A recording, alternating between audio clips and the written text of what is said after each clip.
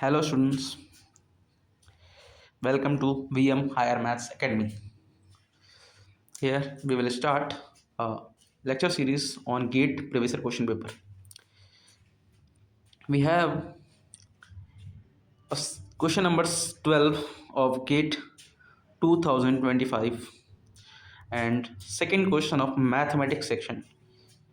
Here is here given that the Laplace transformation of J0x, J0x and J0 double dash x exist where J0 x is the Bessel function. Let y equal ys be the Laplace transform form of the Bessel function J0x. ठीक है, then which one of the following is true.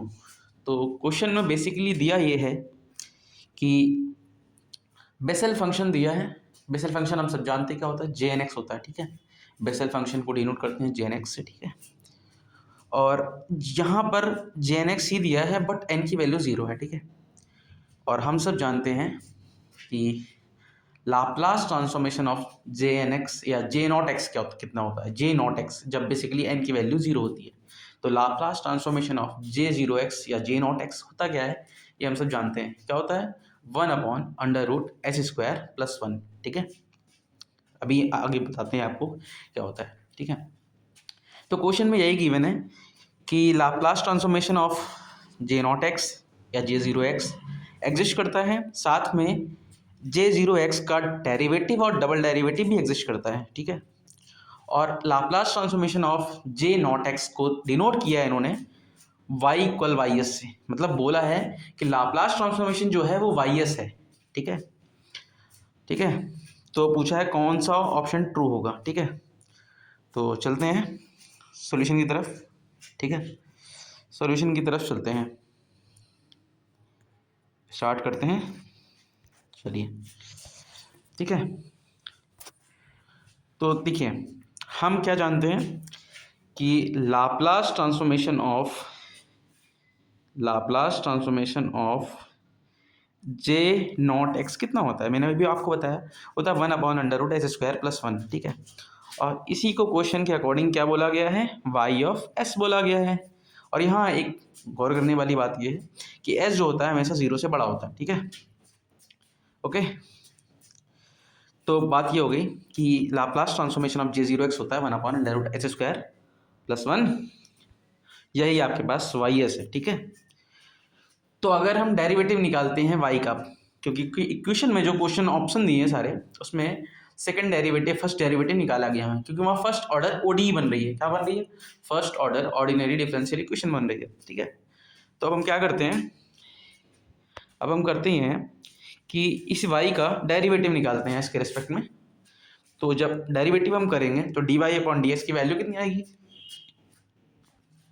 -1/2 × 2s/s² + 1 की whole power 3/2. Simple derivative आप लोग भी जानते हैं. ठीक है, इसमें कोई संदेह नहीं होना चाहिए आपको.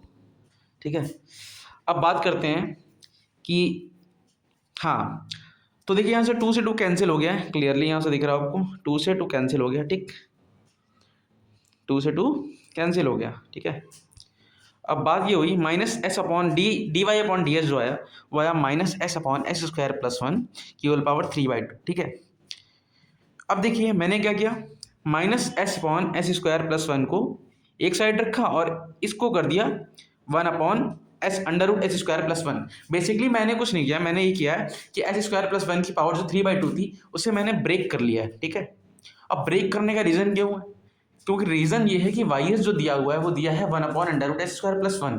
ठीक है, तो कहीं भी 1/√s² + 1 दिखेगा तो मैं उसकी जगह पे वाई एस पुट कर दूंगा. ठीक है, तो अब देखिए यहाँ बेसिकली हुआ क्या, मैंने इसे ऐसे ब्रेक किया, इसका मतलब ये हुआ कि ये टर्म आपकी बन गई क्या, वाई एस, और ये टर्म आपकी वाई एस बन गई, तो मैंने यहाँ वाई एस पुट कर दिया, मैंने यहाँ क्या पुट कर दिया, वाई एस पुट कर दिया.